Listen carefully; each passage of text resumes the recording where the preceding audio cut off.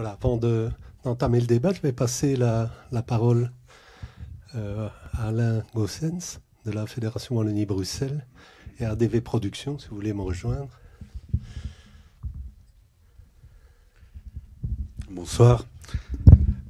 C'est facile d'être producteur quand un film est terminé, parce que le rôle, c'est de dire merci. Et c'est toujours très très gai, mais c'est toujours très sincère aussi.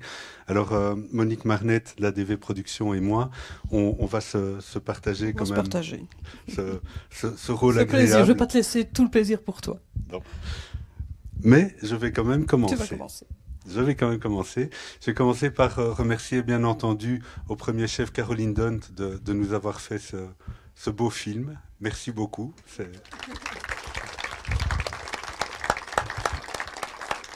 Et bien entendu aussi Marion de s'être prêtée au jeu, parce qu'on sait que c'est un exercice difficile.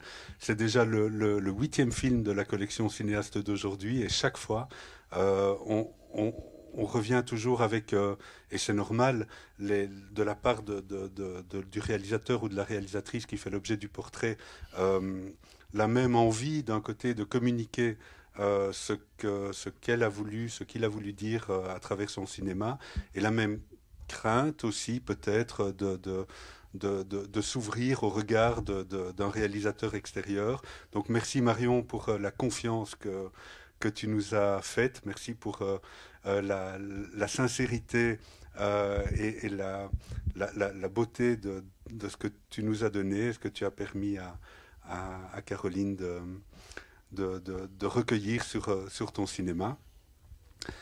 Encore l'un ou l'autre petit remerciement aussi pour les nombreux intervenants dans le film, notamment Susanna qui est dans la salle, Eric Van Beuren, il y en a d'autres sans doute. Merci d'avoir participé à cette aventure. Merci aussi à l'équipe. Ça c'est nous. Ça c'est nous. Ça c'est nous, parce que alors après, tu as tout dit, et puis non, faut pas. Mais je t'en prie. Tu as encore des choses à dire. Non, oui, je cède la parole à Monique. Non, si tu as autre chose à dire, tu peux dire, mais l'équipe c'est nous. Mais je t'en prie. Bon, donc, voilà, il fallait bien. Moi, je voudrais vous remercier tous, déjà, et remercier effectivement toute l'équipe et les quelques personnes de l'équipe, parce que c'est une petite équipe, évidemment, c'est pas un long métrage, mais qui nous ont fait le plaisir de nous rejoindre aujourd'hui, et ça nous fait bien plaisir de vous voir. Donc, je parle en mon nom et en celui de Caroline, et on a été vraiment super contents de partager cette expérience avec vous, et on espère qu'on en fera encore plein d'autres. Voilà, alors... Je vais remercier, après tu pourras reprendre la parole pour la fin, je vais remercier évidemment tous les financiers, on va dire les investisseurs, tous les gens qui nous ont soutenus, à commencer par la RTBF, qui nous a soutenus, qui va nous diffuser, Proximus TV, Cinéplus en France, et puis notre investisseur Tax Shelter, parce que, vous le savez, sans argent on ne fait pas de film, donc voilà. Donc maintenant, je repasse la parole à Alain, qui, en notre nom, va sans doute remercier... Mais je vais évidemment remercier la Cinémathèque et Flagey qui nous accueille ici aujourd'hui, et puis pour la programmation des films tout au long de ce mois. Je voulais aussi... quand même te remercier aussi, Monique, pour ton travail de coproduction sur ce film. Et puis, juste vous annoncer peut-être que le 9e de la collection cinéaste d'aujourd'hui est en route, et que cette fois-ci, on s'intéresse au cinéma de Yann Bucois. Tout un programme aussi. Merci à vous encore pour votre présence aussi. Et puis, je vais repasser... Oui, aux choses un peu plus intéressantes, voilà. En fait. Merci à vous, Monique, Alain.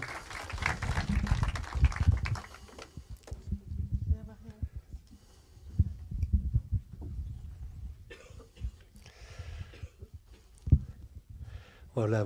On a fait un voyage assez émouvant un peu dans la cinéphilie belge, parce que, comme on le dit dans le film, le cinéma de Marion Ancel, il vient de l'époque artisanale du cinéma belge jusqu'à aujourd'hui. c'est quelque chose qui est très différent de faire des films aujourd'hui ou à l'époque? C'est plutôt toi, moi j'ai pas fait de film à l'époque. Hein. Ouais, pardon. Et puis, oui, vas-y. C'était très... Enfin bon, ça a été très artisanal, c'est vrai. Moi j'ai commencé, attendez, mon premier court-métrage, Équilibre, et puis mon premier long dans les années... Enfin, il y a plus de 40 ans. Olé. La moitié de vous n'était même pas nés, mais enfin, soit. Ok. Donc, oui, c'était artisanal. Il y avait, en effet, comme on a dit dans le reportage, il n'y avait pas beaucoup de films en Belgique, il n'y avait pas beaucoup de femmes, il n'y avait pas de ci, il n'y avait pas de ça. Mais, c'était possible. Et les films coûtaient beaucoup moins cher aussi. Et puis, il y a eu des années que j'appellerais de... Comment on dit les Golden 60s, les Golden machin, enfin bon, bref. On a eu... Des années d'or. Ouais, des années d'or pour le cinéma belge pendant 15-20 ans, où il y avait Canal+, bam, ils étaient obligés de nous donner de l'argent. Donc, il y avait un cahier de charges.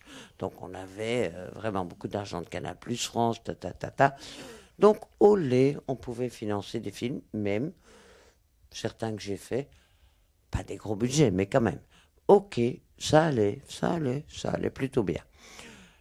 Et puis, maintenant, je dirais qu'on revient à l'artisanal. Parce que il n'y a plus d'argent. Très peu d'argent.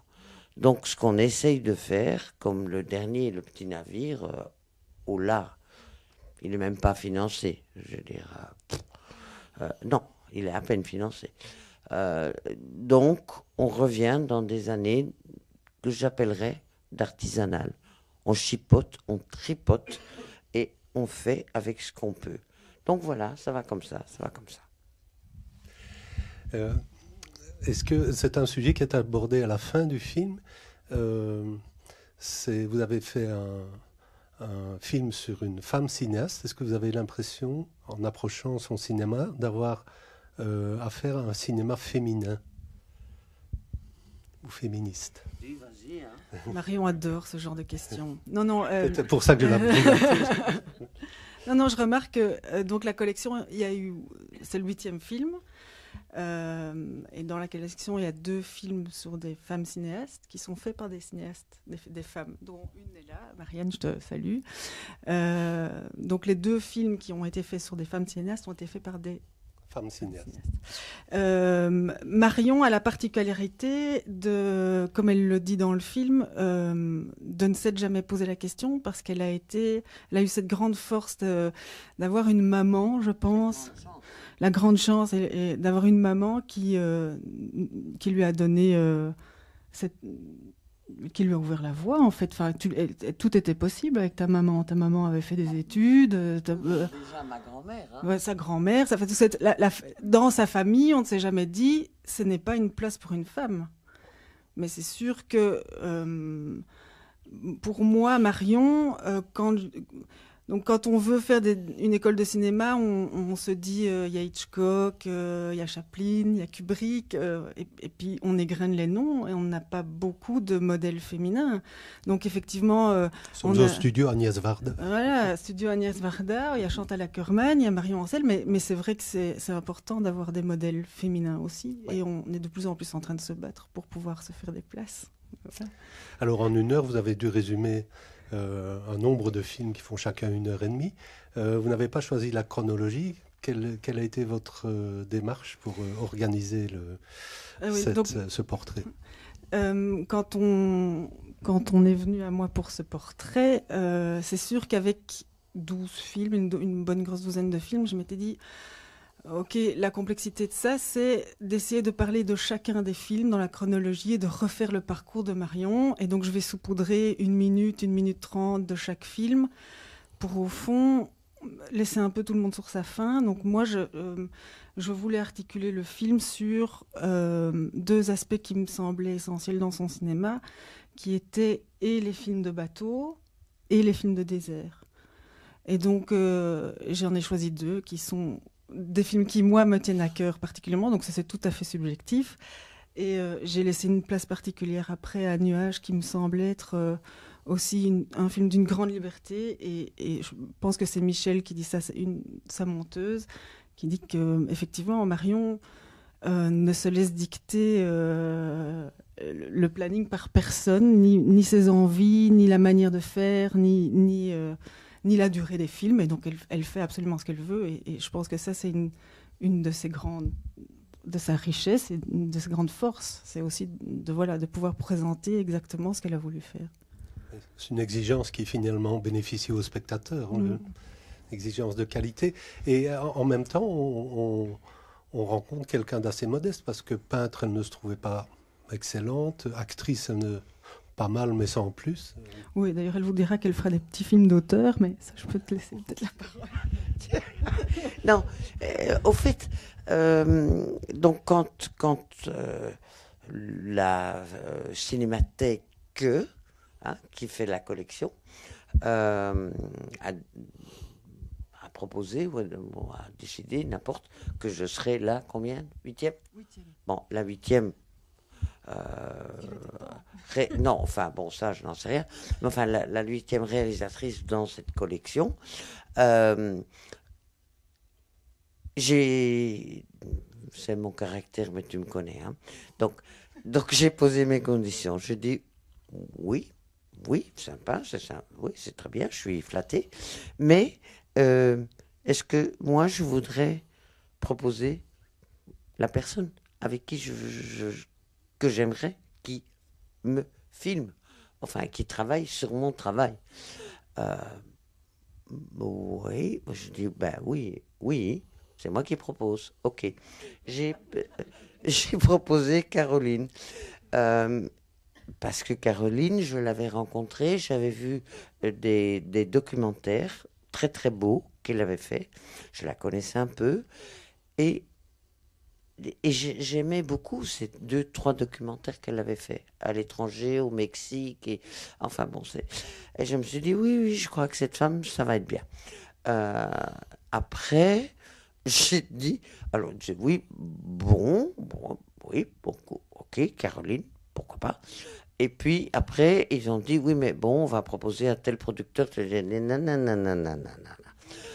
Le producteur, ça va être, pas moi, forcément, ce serait incestueux. Hein. C'est pas ma maison de production qui va produire un film sur moi, ou un documentaire sur moi. Ok, j'ai dit, c'est Monique Marnette, ADV Productions. Monique Marnette, qui a sa propre boîte, qui a produit des documentaires, et qui est très, très, très, très proche de moi, qui connaît aussi tout. Bon, ok, boum, emballé, c'est pesé. Terminé. Et après, Caroline est venue et m'a dit, écoute, voilà, c'est trop compliqué. Enfin, c'est trop compliqué. Je veux dire, 40 ans de carrière, réalisatrice, comédienne, tout le machin, écrivain, je ne sais pas quoi, je ne sais pas tout quoi. Ok, moi je te propose 2 axes. Marion et la mer, Marion et les déserts. Est-ce que tu es d'accord? Et je lui ai dit, mais ça me paraît parfait. Ok, vas-y. Après, je me suis plus occupé de rien. Et bon, j'étais présente quand je devais faire des interviews. Elle a choisi les lieux, elle a choisi les intervenants. Je ne voulais même pas savoir qui elle choisissait. C'était son film. Et c'est son film. Et je la remercie parce que je pensais que j'allais juste rester là 5 secondes, là, ou enfin 1 minute, 4 minutes. Au fait, je ne l'ai pas vu souvent, ce film. Et je l'ai vu sur grand écran. Et pour finir, je l'ai regardé jusqu'au bout. Et je me suis dit, mais qu'est-ce qu'elle a fait un beau travail, Caroline. Les cadrages, les lumières, le montage. Enfin, tout ça a l'air très intéressant. Juste pour dire, le montage, c'est pas moi qui l'ai fait. Remettre les choses en place, Géraud. Et tu as dû te laisser faire. C'est vrai, tu as dû te laisser faire. Et je me suis laissé faire pratiquement toujours. Enfin, pas tout le temps. Hein, mais Ouais. parfois. Après, elle était impatiente. Et comme moi, je suis méticuleuse, parfois ça coince, mais ça, c'était des moments rigolos. Voilà, je suis persuadé que Caroline serait heureuse d'entendre vos réactions ou vos questionnements par rapport au film. La parole est à vous. Si vous avez des réactions, des sentiments par rapport au film. Oui, madame? Non, le film est très bien fait, le documentaire est très très bien fait. Moi j'avais plus une question à poser à Marion par rapport au fait que vous dites que vous savez très très précisément ce que vous voulez au départ, dès le storyboard, très clair dans votre tête, etc. Quelle est encore la part de créativité au niveau du tournage, au niveau du montage et le résultat final par rapport à ce que vous aviez qui est déjà très précis en tête? Parce que comme on dit aussi qu'il y a peu de plans au final, j'avais la comprendre. Alors quelle est encore la part de... Qu'est-ce que vous laissez comme part de créativité au tournage et au montage?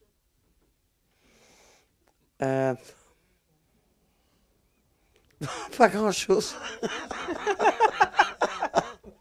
Non, comme Didier Frater, hein, qui est un des chefs opérateurs, caméraman, qui a travaillé avec moi depuis très très très très longtemps, il dit, bon, tout est préparé, vraiment préparé, mais le comédien, ou les comédiennes, le comédien, dans un cadre extrêmement précis, hein, tu vas là, il me dit, oui, mais j'ai envie de m'asseoir. Je dis, non, non, non, non, tu t'assieds pas. Ah bon, j'ai envie d'aller là. Je dis, non, non, non, tu vas pas là. Ok. Mais, toute son émotion, son intériorité, je vais jamais lui dire, là, tu dois pleurer, là, tu dois rire, là, tu dois faire ça, là, tu dois faire ça. Non. On prépare les scènes, on les lit, on ne répète pas. Je mets jamais les comédiens, quand ils ont une scène à 2, à 3, à 4, je les mets jamais ensemble avant. Hein. Moi, je parle avec un comédien. Hein. On parle. Qu'est-ce que tu comprends de la scène? Ça, ok, oui. Et toi, qu'est-ce que tu comprends de la scène? Ok, bon, ok. Donc, quand ils sont ensemble, je ne vais jamais leur dire si... Maintenant, j'ai une technique qui paraît un peu bizarre. Hein. Je dis, quand j'ai un scénario avec les scènes et tout, le comédien est là, et je marque de 1 à 10. Et donc, de 1 à 10, ça veut dire jeu, émotion, flat. Rien. 3, c'est léger. 8, c'est oh-oh. Tu peux monter l'émotion. 10, c'est wow, full émotion. Mais je donne les numéros. Après, c'est eux. C'est leur jeu. Et comme je fais qu'une prise ou 2 prises, Ils ont intérêt à être bons tout de suite. Ils ont intérêt, oui, mais tant mieux, hein. On répète, et puis je dis quand on tourne, boum. Donc, ils ont une liberté, mais une liberté cadrée. Pour les techniciens, c'est pareil. Je veux dire, si d'un coup on me dit oui.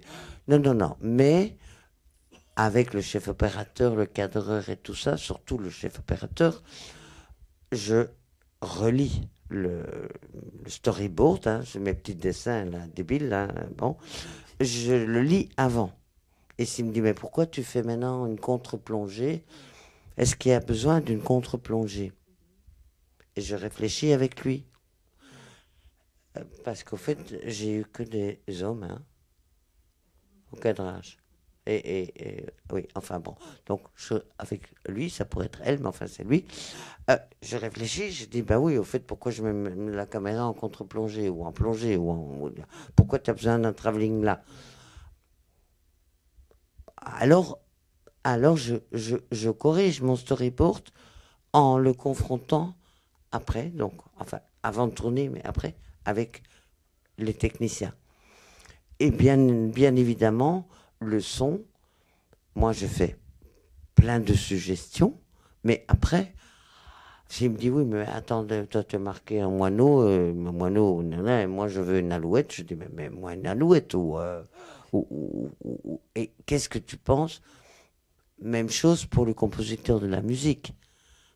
Je propose, je suggère, et puis je découvre. Et pour le montage, c'est vrai que c'est très, très écrit, mais ça, c'est une autre magie, parce que il y a des films, par exemple, Noces barbares, je crois qu'on a tout chahuté. Le début, on l'a mis à la fin on l'a mis au début, et on a chipoté, et on a tripoté, et je ne sais pas tout ce qu'on a fait.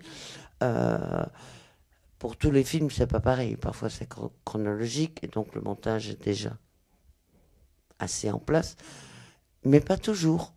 Et puis, couper.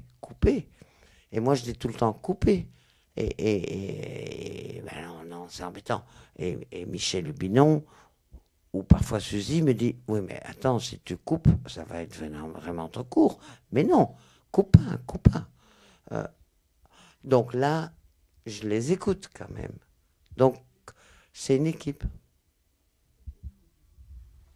toute façon, tout ce que vous faites avec le ciel, etc., c'est beaucoup moins maîtrisable niveau prise de vue, évidemment. Les nuages, là, je pouvais que les suivre. Que c'est eux les protagonistes. Hein. Fais gaffe,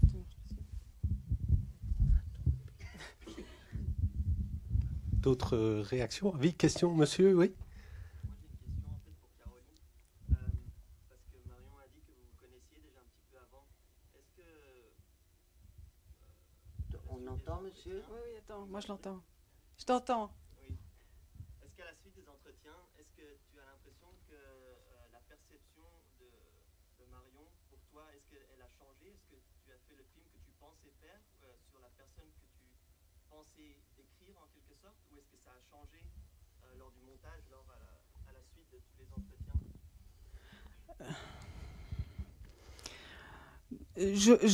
Je pense que malgré tout, se voir pour faire un film et aller à la mer, aller à Djibouti, etc., font qu'on partage des moments différemment que juste des rencontres à la maison de production. Parce que on se lève le matin, on déjeune, on partage. Et donc il y a une complicité qui naît un peu de soi, et on a été capable de vivre ensemble parce que ça nous semblait un peu naturel. Donc ça, c'était pas mal. Mais je dois dire que Marion est assez telle qu'elle. C'est pas quelqu'un qui se cache, c'est quelqu'un d'assez bien dans ses bottes, quoi. C'est quelqu'un qui assume ce qu'elle est, ce qu'elle fait, ce qu'elle dit, et c'est pas quelqu'un qui se cache derrière des personnages. Donc, me semble-t-il, elle était assez brute de décoffrage dès le départ, et donc je l'ai retrouvée comme ça. Oui, alors elle se cache derrière des lunettes, ça c'est vrai. Elle appelle ça des cache-misères. J'ai toujours pas compris, mais...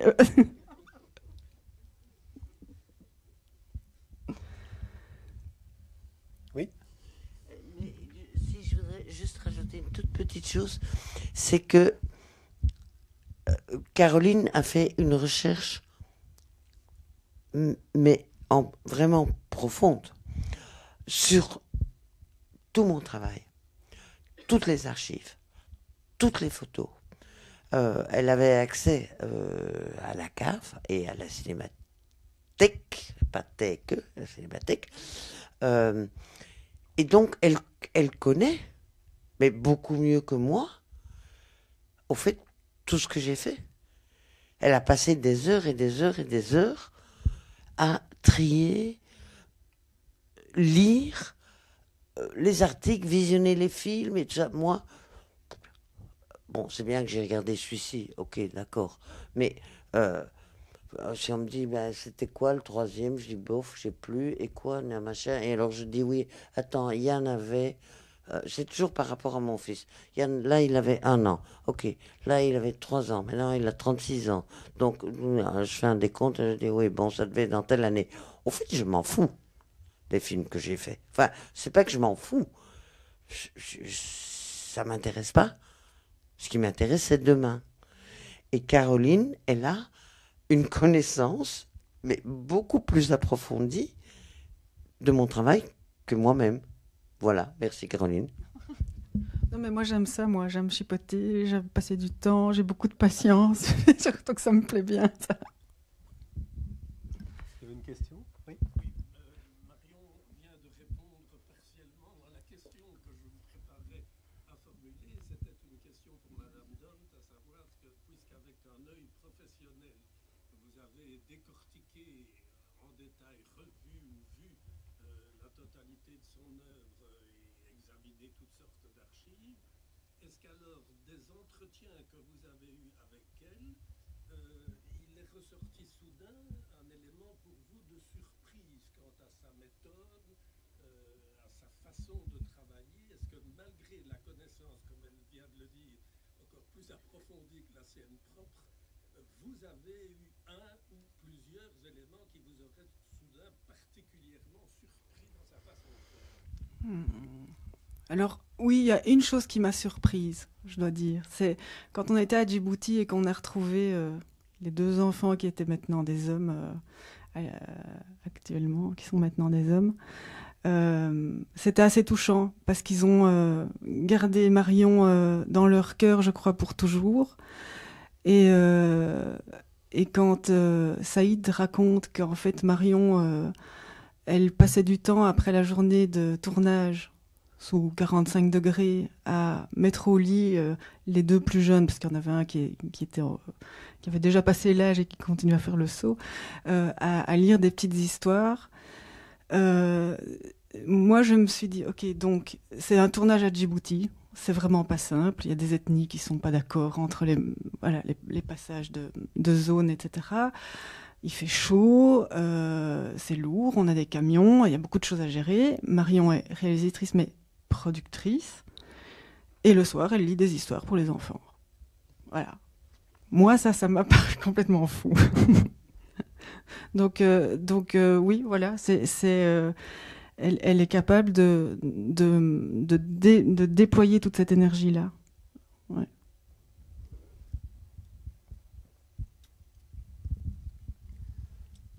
Tiens, une question à propos du titre. Par-delà les nuages fait allusion à nuages. Il y a un film de Wenders qui s'appelle Au-delà des nuages. C'est fortuit. Enfin, en fait, j'avais trouvé ce titre-là et je sais qu'il y en a plein d'autres avec nuages dans le titre. Et j'aime bien Wenders, mais j'ai pas du tout fait ça en référence à Wenders. J'ai plutôt fait ça en référence à son film Nuages, qui est un film qui moi m'avait aussi, que j'avais été voir à sa sortie et qui m'avait bouleversée. En fait, j'ai trouvé ça d'une poésie rare et d'une grande liberté. Et je trouvais ça beau, quoi, de reprendre l'idée des nuages pour aller au-delà de ça. Voilà. D'ailleurs, merci à toi de reprogrammer Nuages, lettre à mon fils, qui est reprogrammé pour 2 séances, je crois, incessamment sous peu. Merci André. Bienvenue à vos films. Voilà, on peut peut-être continuer la conversation avec Caroline et Marion à bâton autour d'un rompu. verre. Voilà. Merci de vos interventions, de votre présence. Merci. Merci Caroline, merci Marion. Merci à vous.